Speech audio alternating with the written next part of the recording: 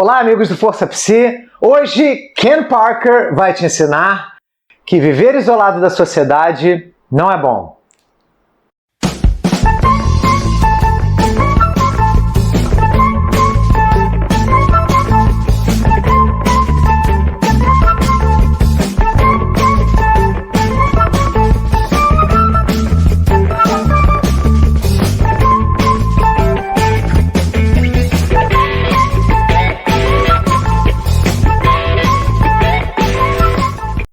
Saudações, amigos do Força Psi, o nosso canal nerd sobre psicologia. Meu nome é Guga Ferrari, sou psicólogo e nerd, e hoje eu venho falar sobre quadrinhos!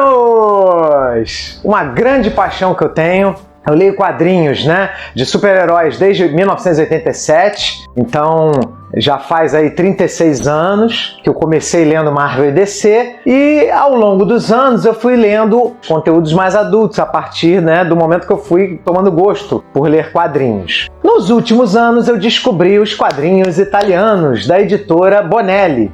E são quadrinhos mais adultos, que tratam muitas vezes de temas mais humanos, questões históricas, Porque esse é um quadrinho de faroeste. E Ken Parker é um quadrinho excelente, criado pelo roteirista Giancarlo Berardi e pelo desenhista Ivo Milazzo, dois artistas italianos. Eles criaram esse personagem lá na década de 70 porque eles se inspiraram num filme chamado Mais Forte que a Vingança, que é um filme protagonizado pelo Robert Redford e dirigido pelo Sidney Pollack. É um filme que mostra um homem que escolhe se isolar da sociedade indo para as montanhas, lá para o Velho Oeste, lá naquela região do estado de Montana, nos Estados Unidos. Em 1840, ali, depois de 1840, naquele período. Esse filme, por sua vez, ele tenta adaptar a história de um homem que de fato existiu, que se chamava Jeremiah Johnson, que é o nome do filme original em inglês, No Brasil traduziram Mais Forte que a Vingança, mas o nome do filme em inglês é o nome da própria pessoa, chamado Jeremiah Johnson. Esse era um cara um tanto quanto complicado. Ele nasceu em 1824 e ele lutou na guerra dos Estados Unidos contra o México, lá em 1846. E em dado momento lá da guerra, ele desertou, agrediu seu oficial superior, foi insubordinado, desertou do exército e foi viver nas montanhas. Foi se isolar da sociedade. O filme de 1972, Mais Forte que a Vingança, ele adapta a história desse homem, tirando alguns detalhes mais complicados, Porque esse cara que de fato existiu, por mais que ele quisesse se ausentar da sociedade, ele não conseguiu. Ele tinha que travar algum tipo de relação, porque ele tinha que vender pele, ele tinha que comercializar coisas, ele estava buscando ouro também. Então ele era meio que um faz-tudo, para conseguir sobreviver na floresta, nas montanhas lá selvagens. Tanto no filme quanto na vida real, ele se casa com uma indígena da nação Flathead. E ele constrói uma casa com as suas próprias mãos, com toras de madeira, faz uma casa de madeira com as próprias mãos para viver com essa índia lá. E numa das situações em que ele esteve fora de casa caçando, essa índia é atacada e assassinada por uma outra nação de indígenas chamada Crow. Então, índios da tribo Crow, caçadores e guerreiros, atacaram a propriedade lá do Jeremiah Johnson, queimaram a casa dele e mataram a esposa dele grávida. A partir daí, o Jeremiah, que era um homem de mais de 1,80 m e pesava de mais de 100 kg de músculo, e tudo isso, a história desse homem é uma história que foi registrada a partir de relatos verbais, Então pode ser que tenha exageros aí, mas em princípio ele era um homem muito grande e muito forte. E ele travou uma guerra pessoal contra a nação indígena Crow, contra os guerreiros da nação indígena Crow. Então ele entrava em embates com os guerreiros dessa nação o tempo inteiro, durante décadas. E por sua vez, a nação Crow também declarou guerra contra esse homem. Então era um homem só contra toda uma tribo de indígenas, se matando ao longo de... Quer dizer, se matando não, ele matando os índios ao longo de vários anos. Estima-se que esse homem matou 300 indígenas ao longo de mais de 20 anos, complicado. O bicho era brabo, mas foram matar a mulher dele, né? Então, assim, não foi à toa, tá? Não era um cara que... Quer dizer, por isso que o nome do filme se chama Mais Forte que a Vingança. Porque depois de muitos anos, a coisa não é mais sobre vingança, né? No final das contas, essa tribo e ele mesmo definem que não há mais necessidade de, né, ninguém ficar travando guerra um com o outro. E depois de muitos anos, eles travam uma paz entre eles. A história chama atenção porque é um homem só, branco, que em princípio, né, não sabia, né, lidar com a sobrevivência na montanha. Ele foi aprender a partir do momento que ele se disponibiliza para isso, e ele lutou contra os caras que eram especialistas no território, né, que eram de fato os donos daquela terra, né, na época. Então, esse homem, ele serviu de base para o personagem do Robert Redford no filme Mais Forte que a Vingança. E é um filme que talvez vocês não conheçam, porque é um filme de 1972, mas tem um gif muito famoso que com certeza vocês já viram em algum vídeo ou na internet, que é do Robert Redford fazendo um sinalzinho assim de concordância. Então, essa cena é desse filme, Jeremiah Johnson ou Mais Forte que a Vingança. E aí, a partir desse filme, o roteirista italiano Giancarlo Berardi, ele constrói este personagem aqui, que não tem o elemento de matar índio, de travar guerra contra os indígenas, porque o Jeremiah Johnson da vida real, ele ficou conhecido como comedor de fígado Johnson, porque ele matava os índios, cortava na hora e comia cru o fígado desses índios, para gerar mais terror nessa nação indígena, para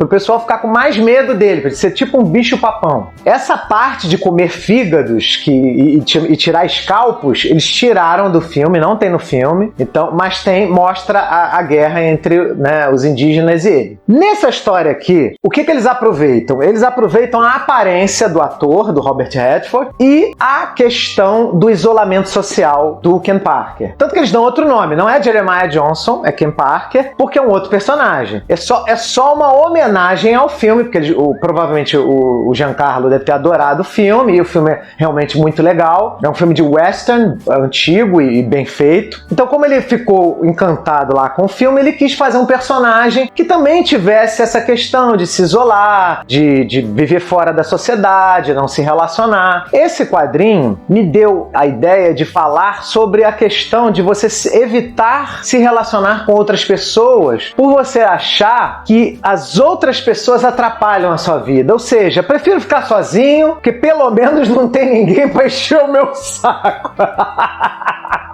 Muita gente fala isso brincando, mas isso não é uma verdade, tá? Porque apesar de muitas vezes o nosso grande desafio seja lidar com as outras pessoas, são as outras pessoas que servem de espelho para os relacionamentos que nós temos dentro da gente com a gente mesmo, tá? Então, por exemplo, se você tá numa relação, seja ela qual for, tá? Amigo, trabalho, vamos falar mais da relação de par, né? Que fica uma coisa mais específica, né? Se você fala assim, meu marido ou minha mulher não me valorizam, pode ser que de fato eles não te valorizem, tá? Não deem o seu devido valor. Mas eles servem com certeza, tá? Como um espelho para aquilo que você já tem dentro de você. Então toda reclamação que você tiver externa, isso também serve para emprego, tá? No meu emprego, meu chefe não me valoriza, não me promove. Toda vez que isso acontece, você tem que olhar no espelho e perguntar a você mesmo: você se valoriza?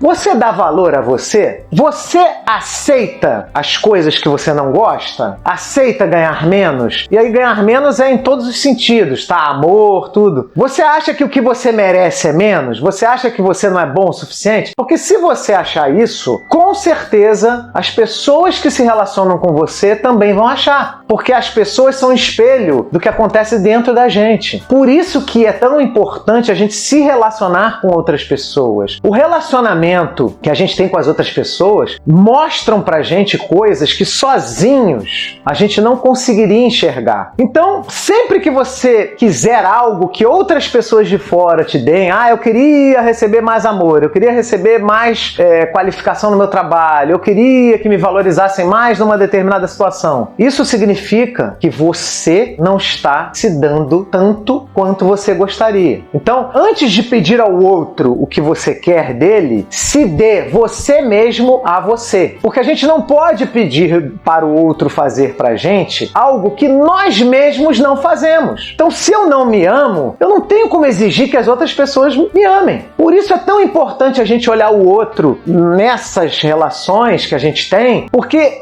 toda vez que a gente se aproxima de alguém, a gente se aproxima porque nós temos questões parecidas. Aquela pessoa tem a ver com a nossa história. Nós temos questões emocionais similares ou complementares. Por isso que a gente fica amigo de uma pessoa e não fica de outra. Por isso que a gente se interessa por uma mulher e não se interessa por outra. Por isso que a gente, estabelece relações mais íntimas com pessoas mais parecidas com a gente ou que tenham a ver com a nossa história. Freud já falava isso lá na clínica dele, quando ele dizia, num segundo momento, que ele percebeu que a terapia, lá da psicanálise dele dava certo quando o cliente, ele projetava no terapeuta conteúdos emocionais que tinham a ver com a história dele, com figuras parentais que ele teve. Então ele via naquele terapeuta conteúdos dele. E é isso que a gente faz também nas nossas relações sociais. Porque não é à toa que muita gente fala assim, nossa, meu marido é muito parecido com meu pai. Nossa, minha mulher é parecida com a minha mãe. As pessoas que estão muito próximas da gente sempre terão relação com a nossa vida, com a nossa história, com a nossa infância, com as nossas referências. Então, por isso que você se isolar, mesmo que na natureza, para você viver uma vida tranquila e pacífica, não é saudável para você. Você precisa se relacionar com outras pessoas. E o próprio Ken Parker, ele não consegue isso. Como ele é um bom homem, ele é um herói, bem diferente lá da figura histórica, que era um homem mais rústico, o Ken Parker aqui é um homem de bom coração, é um homem que é incapaz de ver uma injustiça e não fazer nada, seja a pessoa qual for, seja indígena, seja branco, seja quem for,